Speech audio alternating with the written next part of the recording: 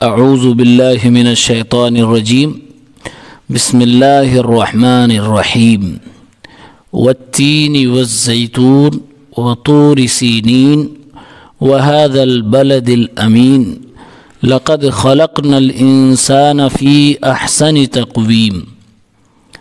سورۃ التین، تین کے معنی ہوتے ہیں انجیر، یہ ایک پھل ہے جو سرزمین فلسطین میں پایا جاتا ہے، بیت المقدس کے اطراف میں۔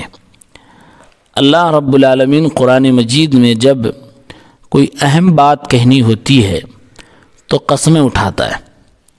اس صورت میں اللہ نے تین چیزوں کی قسم کھائی ہے شروعات میں، اس کے بعد ایک بات کہی ہے جو بہت اہم بات ہے۔ فرمایا والتین والزیتون، قسم ہے انجیر پھل کی اور زیتون کی، دونوں ہی پھل ہی ہیں۔ وطور سینین، اور قسم ہے طور سینا کی، کوہ طور جس کو کہتے ہیں۔ وہذا البلد الامین، اور قسم ہے امن و امان والے اس شہر کی، یعنی مکہ کی۔ یہ تین چیزوں کی اللہ رب العالمین نے قسم کھائی۔ تینوں قسم پہ غور کریں گے تو ایسا لگتا ہے کہ اللہ تعالیٰ نے تین چیزوں کی نہیں، تین جگہوں کی قسم کھائی ہے، اور وہ جگہیں کوئی معمولی جگہ نہیں ہیں بلکہ انبیاء کرام کے آنے کی جگہ ہے۔ انجیر اور زیتون جس جگہ پہ پایا جاتا ہے وہ جگہ سرزمین فلسطین ہے، بیت المقدس کا ایریا، مسجد اقصیٰ کا ایریا۔ یہاں پر ابراہیم علیہ السلام ہجرت کر کے آئے تھے، جیسے اللہ کے نبی مکہ سے مدینہ گئے تھے، ابراہیم علیہ السلام اس سرزمین پہ ہجرت کر کے آئے تھے، اور عیسیٰ علیہ السلام کی پیدائش اسی شہر میں ہوئی تھی۔ تو گویا کہ اس شہر کا تعلق خصوصاً ان دو نبیوں سے ہے جہاں پر اللہ رب العالمین نے اپنے پیغمبروں کو بھیجا۔ وطور سینین، اور طور سینا، کوہ طور کی قسم۔ کوہ طور وہ پہاڑ ہے جہاں پر اللہ رب العالمین نے ابراہیم موسیٰ علیہ السلام پر اپنا پیغام نازل فرمایا تھا اور ان کو نبی بنایا تھا، یعنی کوہ طور کا تعلق موسیٰ علیہ السلام سے ہو گیا۔ وہذا البلد الامین، اور اس امن و امان والے شہر کی قسم، یعنی مکہ، یہ اللہ کے نبی صلی اللہ علیہ وسلم کی جائے پیدائش، اور ہمارے نبی صلی اللہ علیہ وسلم یہیں سے نبوت کا اعلان بھی فرماتے ہیں۔ گویا کہ تینوں پر غور کر رہے ہیں تو ایک کا تعلق سیدنا ابراہیم اور حضرت عیسیٰ علیہ السلام سے ہے، اور دوسرے کا تعلق سیدنا موسیٰ علیہ السلام سے ہے، اور تیسرے کا تعلق محمد صلی اللہ علیہ وسلم سے ہے۔ اور یہ تینوں انبیاء، حضرت موسیٰ، حضرت عیسیٰ، حضرت ابراہیم اور ہمارے نبی صلی اللہ علیہ وسلم، یہ چار کے چاروں انبیاء کرام اولو العزم پیغمبروں میں سے ہیں، یعنی اللہ رب العالمین کے جتنے انبیاء، جتنے پیغمبر دنیا میں آئے اس کی صحیح تعداد ہمیں نہیں معلوم ہے۔ البتہ ایک حدیث میں ہے جس پر کچھ کلام بھی ہے، اس میں کہا گیا ہے کہ 1.25 لاکھ انبیاء کرام آئے۔ تو اگر 1.25 لاکھ مان لیا جائے تو ان میں سے صرف 25 کا تذکرہ بائی نیم قرآن کریم میں ہے، اور اللہ نے قرآن ہی میں فرمایا کہ بہت سارے نبیوں کے قصے ہم نے آپ کو بتائے ہی نہیں۔ ان 25 میں سے 5 ایسے ہیں جو ٹاپ 5 میں آتے ہیں، جن کو اولو العزم کہتے ہیں۔ ان میں حضرت نوح علیہ السلام، حضرت ابراہیم علیہ السلام، حضرت موسیٰ علیہ السلام، حضرت عیسیٰ علیہ السلام، اور ہمارے آخری نبی صلی اللہ علیہ وسلم۔ ان 5 میں سے اللہ رب العالمین نے اس کے اندر 4 کا تذکرہ فرمایا، بس نوح علیہ السلام کا تذکرہ اس میں نہیں ہے۔ ان 3 جگہوں کی قسم کھانے کے بعد اللہ تعالیٰ نے ایک بہت بڑی بات فرماتے ہوئے کہا لقد خلقنا الانسان فی احسن تقویم۔ اب یہ قسم کے بعد جواب قسم، یقیناً ہم نے انسان کو بہترین ڈھانچے میں، خوبصورت سانچے میں پیدا فرمایا ہے۔ اس آیت کا مطلب یہ ہوا کہ اللہ رب العالمین نے انسان کو تمام مخلوقات میں سب سے خوبصورت اور سب سے بہترین ڈھانچے والا بنایا ہے۔ اللہ کی جتنی مخلوقات ہیں، شیخ ابن عثیمین رحمۃ اللہ علیہ اس آیت کی تفسیر میں فرماتے ہیں انسان سب سے زیادہ خوبصورت اور سب سے زیادہ مضبوط بھی ہے۔ انسان کی خوبصورتی اور مضبوطی کا اندازہ آپ کریں کہ زمین پہ جتنی مخلوقات ہیں سب پہ تقریباً انسان کا کنٹرول ہے۔ انسان اپنے سے 3 4 کئی گنا بڑی مخلوقات کو اپنے قبضے میں کیے ہوئے ہے، اور یہ اللہ کی جانب سے اللہ تعالیٰ نے قرآن میں کئی جگہوں پہ کہا ہے کہ ہم نے دنیا کی بہت ساری مخلوقات کو تمہارے تابع بنا دیا۔ ان کے اندر یہ چیز اللہ نے ڈال رکھی ہو کہ انسان کے تابع ہیں، انسان کی باتوں کو مانتے ہیں، ورنہ اونٹ ایک انسان کے مقابلے میں بڑا ہے، لیکن ایک انسان کا بچہ اونٹ کی نکیل کو لے کے آگے چلتا ہے، اونٹ پیچھے پیچھے چلتا ہے۔ یہی حال گھوڑوں کی ہے، ہاتھیوں کی یہی مثال ہے، یہاں تک کہ اس زمین کی اور سمندروں کی سب سے بڑی مخلوق ویل مچھلی، اس پر بھی انسان سواریاں کرنے لگا، اس پر بھی انسان کنٹرول پا رہا ہے۔ اور جو انسانوں نے اپنے ہاتھوں سے بنائے ہیں، جو اللہ کی ایک مخلوق ہے، جیسے ایروپلین ہے، ٹرین ہے، بڑی بڑی شپ ہیں، ان سب پر بھی ایک انسان ہی کا کنٹرول ہے، اور ایک انسان ان سب کو اپنے قبضے میں لیے ہوئے ہے اور اپنے فائدے کے لیے استعمال کرتا ہے۔ تو اللہ نے انسان کو بہت مضبوط بنایا، اور خوبصورتی اور سانچے اور ڈھانچے کی اگر بات کی جائے تو اللہ نے قرآن میں ایک جگہ پر بطور دلیل اس بات کو پیش کیا ہے اور کہا کہ تم کو ہم نے اتنا خوبصورت بنایا ہے، تم میری عبادت کیوں نہیں کرتے ہو، تم مجھ سے کیوں بھاگتے ہو، تم کو ہم نے اتنا اچھا بنایا، تمہارا ڈھانچہ اتنا اچھا بنایا۔ یا ایھا الانسان ما غرک بربک الکریم الذی خلقک فسواک فعدلک، تم کو پیدا کیا، برابر سرابر کیا، اور جس عضو کو، جسم کے جس حصے کو جہاں ہونا تھا وہیں پر اللہ نے بنایا۔ اللہ نے فرمایا کہ پھر کیوں مجھ سے تم بھاگتے ہو؟ تو ڈھانچہ بھی بہت خوبصورت ہے۔ اکثر و بیشتر مخلوقات کو دیکھیے، اللہ نے ان کو کھانے کے لیے منہ تو دیا، لیکن ان کے منہ زمین کی طرف لٹکے ہوئے ہیں۔ انسان ایک ایسی مخلوق ہے جس کو اللہ نے منہ دیا لیکن اس کا منہ بالکل کھڑا ہے، اس کو اللہ نے جھکایا نہیں ہے، بلکہ جھکنے کے لیے اپنے پاس اس کو بلایا ہے۔ انسان کھڑا ہے اور ہاتھ دیے، ہاتھ کے ذریعے سے وہ غذا اپنے منہ تک پہنچاتا ہے۔ یہ انسان کی فضیلت ہے۔ اللہ نے فرمایا لَقَدْ خَلَقْنَا الْإِنسَانَ فِي أَحْسَنِ تَقْوِيمٍ، انسان کو ہم نے بہترین ڈھانچے میں پیدا فرمایا۔ یہ احسن تقویم ایک لفظ ہے۔ آگے اللہ نے فرمایا ثُمَّ رَدَدْنَاهُ أَسْفَلَ سَافِلِينَ، پھر ہم اسے لوٹا دیتے ہیں، یا ہم نے اسے لوٹا دیا جب وہ نچلوں میں سے نیچے پہنچ جاتا ہے۔ یعنی اللہ فرما رہا ہے کہ میں انسان کو خوبصورت بناتا ہوں، مضبوط بناتا ہوں، اخلاق والا بناتا ہوں، اچھا انسان بناتا ہوں، پھر اس کے بعد اس کو ہم ذلیل بھی کر دیتے ہیں، بوڑھا بھی بنا دیتے ہیں، جہنم بھی پہنچا دیتے ہیں۔ یہ دو اسٹیج اللہ نے انسانوں کے بنائے ہیں، ایک ہے احسن تقویم اور ایک ہے اسفل سافلین۔ اسفل سافلین، نچلوں میں نیچا۔ اللہ نے فرمایا پھر انسان کو ہم نیچوں میں نیچا بنا دیتے ہیں۔ کیا مطلب ہے اس کا؟ 3 مطلب ہو سکتا ہے۔ ایک یہ کہ ایک انسان کو اللہ رب العالمین پیدا کرتا ہے، خوبصورت ہوتا ہے اور جسم مضبوط ہوتا ہے، جس کو ہم کہہ سکتے ہیں نوجوانی اور جوانی کا وقت۔ انسان خوبصورت بھی ہے، مضبوط بھی ہے۔ اللہ فرمان ہے پھر اسے ہم بوڑھا کر دیتے ہیں اور بدصورت۔ بڑھاپے میں وہ جوانی کی خوبصورتی ختم ہونے لگتی ہے، چہروں پہ جھریاں آ جاتی ہیں، ہڈیوں میں کمزوریاں آ جاتی ہیں۔ تو اللہ نے فرمایا پھر اسے ہم نیچوں میں نیچا بنا دیتے ہیں۔ اسی لیے آپ صلی اللہ علیہ وسلم نے فرمایا، بلکہ بعض مفسرین نے اس آیت سے استنباط کرتے ہوئے فرمایا ہے کہ اگر انسان کو لمبی عمر ملے اور ساتھ میں نیکی کرنے کی توفیق ملے تو یہ اس کی فضیلت ہے، یہ اس کی فضیلت۔ آگے بات آ رہی ہے، اللہ تعالیٰ نے فرمایا کہ کون بوڑھا برا نہیں ہے اور کون بوڑھا اچھا ہے، اس کا تذکرہ آگے فرمایا۔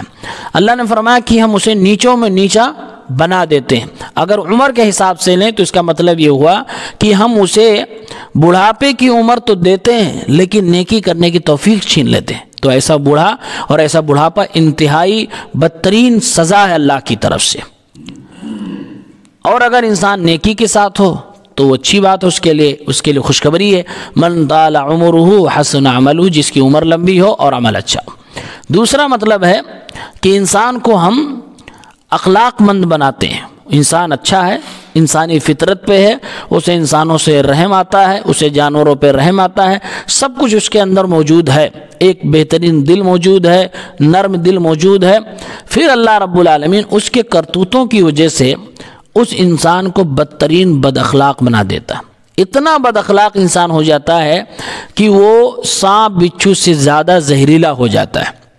اس کی زبان سے نکلنے والے زہریلے کلمات سے لوگ اتنے تکلیف محسوس کرتے ہیں کہ شاید سانپ اور بچھو کے ڈسنے سے بھی اتنا تکلیف نہ محسوس کرتے ہو. تو انسان جب اخلاق کے اعتبار سے گر جاتا ہے تو نیچوں میں نیچا اس طرح ہو جاتا ہے. اللہ کے نبی صلی اللہ علیہ وسلم کی تعلیمات میں سے یہ بھی تھا، آپ نے فرمایا بعثت لأتمم مکارم الاخلاق، اللہ نے مجھے بھیجا ہے تاکہ لوگوں کو میں اخلاق مند بناؤں، لوگوں کو رہنے سہنے کا ڈھنگ سکھاؤں. تو اخلاق کی تعلیم دینے کے لیے بھی آپ صلی اللہ علیہ وسلم آئے. گویا اللہ تعالیٰ فرما رہا ہے احسن تقویم، انسان خوبصورت اس وقت ہے جب وہ اخلاق مند ہو، جب اس کی باتوں میں نرمی ہو اور اس کے اخلاق میں بہترین خوبصورتی ہو. اور انسان اس وقت اسفل سافلین میں نیچوں میں نیچا چلا جاتا ہے جب وہ بد اخلاق ہو جائے. تیسرا معنی اس کا یہ ہے کہ انسان اس وقت تک خوبصورت ہے، اس وقت تک اللہ کی نگاہ میں اچھا ہے، عزت دار ہے، جب تک وہ عقیدہ توحید پر ہے، جب تک وہ ایمان کے ساتھ عمل صالح کر رہا ہے، جب تک وہ اللہ رب العالمین کی بندگی کر رہا ہے اور اللہ کے پیغمبر جناب محمد ربی صلی اللہ علیہ وسلم کی اتباع کر رہا ہے، تب تک وہ احسن تقویم ہے، اللہ کی نگاہ میں خوبصورت ہے. اور جس دن اس نے عقیدہ توحید میں ضرب لگائی، شرک کرنا شروع کر دیا اور اللہ کے نبی صلی اللہ علیہ وسلم کی سنتوں کو چھوڑنا شروع کر دیا، ان کی اتباع سے منہ چرانے لگا، تو اللہ تعالیٰ اس کو نچلوں میں نیچے بنا دیتا ہے اور اس کو خوب نیچے درجے میں گرا دیتا ہے. پھر ایسے لوگوں کے بارے میں قرآن میں اللہ تعالیٰ نے فرمایا ہے اولئک کالانعام بل ہم اضل، ایسے لوگ میری نگاہ میں عزت دار نہیں، خوبصورت نہیں، بلکہ یہ تو جانور ہیں چار پیر والے، بلکہ اس سے بھی گئے گزرے. تو یہ دونوں پہلو ہیں، تینوں باتیں یہاں پر مراد ہو سکتی ہیں. آگے اللہ نے فرمایا کہ ثم رددناہ اسفل سافلین، پھر نیچوں میں نیچا انسان کو بنا دیتے. یہ تین مطلب. کون لوگ ایسے ہیں جو ان تینوں سے خارج ہیں؟ اللہ نے فرمایا الا الذین آمنوا وعملوا الصالحات، مگر جن لوگوں نے ایمان قبول کیا اور نیک اعمال کیے، فلہم اجر غیر ممنون، تو ان کے لیے اجر ہے ہمیشہ ہمیش کے لیے اور مکمل اجر ہے. ممنون کے معنی ہوتے ہیں، غیر ممنون کے معنی ہوتے ہیں ایسا اجر، ایسا بدلہ، ایسا ثواب جو کنٹینیو ملتا رہے، جو کبھی ختم نہ ہونے والا ہو. جیسے جنت میں انسان جائے گا تو ہمیشہ جنت میں رہے گا، کبھی جنت ختم نہیں ہوگی، اور بغیر کمی کے مکمل اجر ملنے والا. تو اللہ نے فرمایا جو ایمان لائیں گے، عمل صالح کریں گے، ان کو مکمل اجر ملے گا اور ہمیشہ ہمیش کے لیے ملے گا، کبھی ان کا اجر ختم نہیں ہوگا. گویا اللہ تعالیٰ نے اس آیت کے اندر بتا دیا کہ ایسا بوڑھا جو نیک عمل کرتا رہے وہ اللہ تعالیٰ کے اجر کا مستحق ہے، اور اسی طرح سے ایسا انسان جو توحید اور سنت پہ چلتا رہے وہ اللہ رب العالمین کے ہاں اجر کا مستحق ہے، اور ایسا انسان جو اخلاق کی پابندیوں کو اپنی زندگی میں لاتا رہے وہ بھی اجر کا مستحق ہے. اب آگے اللہ تعالیٰ نے مشرکین کو مخاطب کرتے ہوئے فرمایا، چونکہ یہ سورت مکہ میں اتری تھی تو مکہ کے پس منظر میں اتری ہے، فرمایا فما یکذبک بعد بالدین، اے لوگوں تمہیں کیا ہو گیا ہے، کس چیز نے تمہیں ابھارا ہے، کیا تمہاری مجبوری ہے کہ تم آخرت کا انکار کرتے ہو؟ یہ سوال اللہ کی طرف سے. فما یکذبک بعد بالدین، اتنی ساری میں بات بتا چکا ہوں. اللہ نے فرمایا اتنی ساری بات بتا رہا ہوں، تمہاری فضیلت بتا رہا ہوں، یہ بھی بتا رہا ہوں اچھا کون ہے برا کون ہے، یہ بھی بتا رہا ہوں خوبصورت کون ہے اور بدصورت کون ہے، یہ بھی بتا رہا ہوں جنت میں کون جانے والا ہے اور جہنم میں کون جانے والا ہے. اب فرمایا اللہ نے فما یکذبک بعد بالدین، کون سی چیز تمہیں آمادہ کرتی ہے کہ تم جزا سزا کے دن کا انکار کرتے ہو؟ دین کا معنی ہوتا ہے بدلہ. دین اسلام مالک یوم الدین، تو یہ جو ہے نا مالک یوم الدین، دین کے دن کا مالک مطلب فیصلے کے دن کا مالک، دین ہی اس کو کہہ دیا گیا. اس کا مطلب یہ ہے کہ اسلام میں انسان کے دماغ میں بٹھایا جاتا ہے کہ جو کچھ کرو گے اس کا تمہیں بدلہ ملنا ہے. اچھا کرو گے تو اچھا، برا کرو گے تو برا، اسی کو دین کہتے ہیں۔ چونکہ مشرکین مکہ 3 چیزوں کو خصوصی طور سے نہیں مانتے تھے۔ مانتے نہیں تھے کہ صرف ایک ہی معبود ہے جس کی عبادت ہونی چاہیے، اللہ کے نبی اس پہ فوکس ڈالتے رہے۔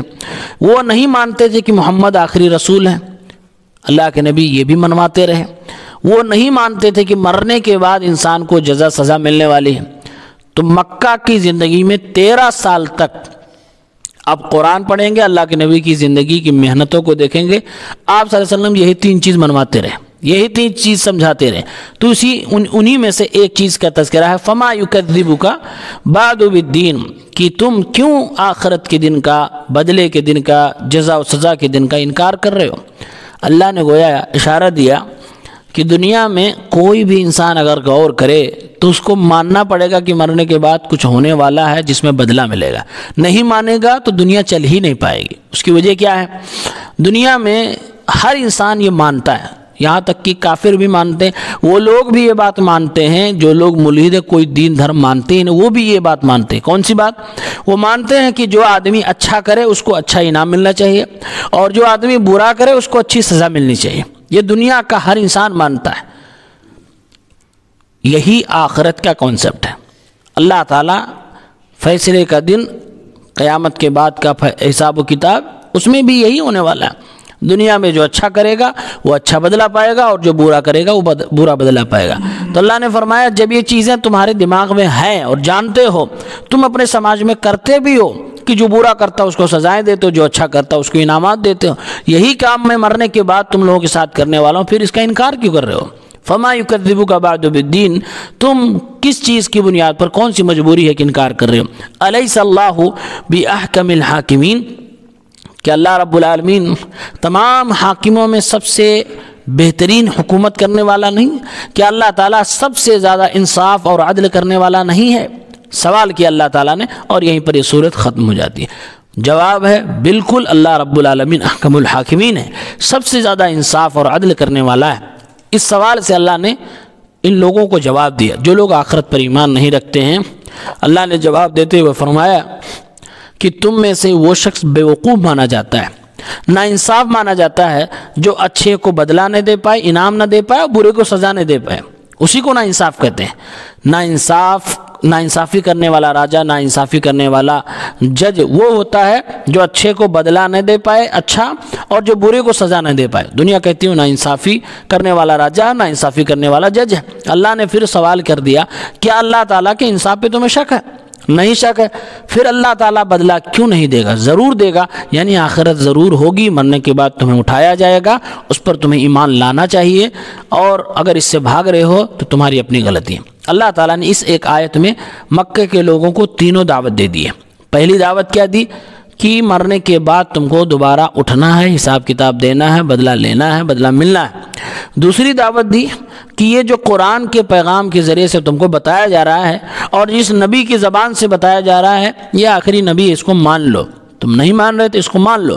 اور تیسری دعوت اللہ نے دی، الیس اللہ اللہ کا نام اس میں ذکر ہو گیا۔ معلوم یہ ہوا کہ ایک اللہ ہے، ایک معبود ہے جس کی عبادت ہونی چاہیے، اور وہی ایک ہے جس کی عبادت ہونی چاہیے، اس کو کہتے ہیں اللہ۔ مشرکین کے جتنے معبود تھے ان میں سے کسی کا نام اللہ نہیں تھا، تو گویا کہ اللہ تعالیٰ نے ایک معبود برحق کا انٹروڈکشن بھی دیا، اور بائی نیم بتایا کہ اسی کی عبادت ہونی چاہیے، اور اللہ کے نبی کی زبان سے کہلوایا، اور یہ بتا دیا کہ یہی ہمارا آخری نبی ہے، اور آخرت کی بات چل رہی ہے۔ تینوں عقیدوں کی دعوت اور تینوں چیزوں کی دعوت ایک ہی آیت میں اللہ تعالیٰ نے دے دی، اور اس بات کی وضاحت ابن قیم رحمۃ اللہ علیہ نے اپنی تفسیر میں اس آیت کو کرتے ہوئے فرمایا ہے۔ تو یہ چھوٹی سی سورت، سورۃ التین ہے، جس میں انسان کو خوبصورت بتایا گیا، اور انسان اگر اچھا ہے، ایمان والا ہے، تب تو اللہ کی نگاہ میں عزت والا ہے، ورنہ وہ انسان اللہ کی نگاہ میں کیڑے مکوڑے سے بھی زیادہ بدتر ہے، بدترین ہے۔ اللہ کی نگاہ میں اس کی کوئی حیثیت نہیں۔ ایمان اور عمل صالح کے ساتھ ہی انسان ہے، ورنہ جانوروں سے بدتر ہے۔ اللہ تعالیٰ ہم سب کو نیک عمل کی توفیق دے، آمین۔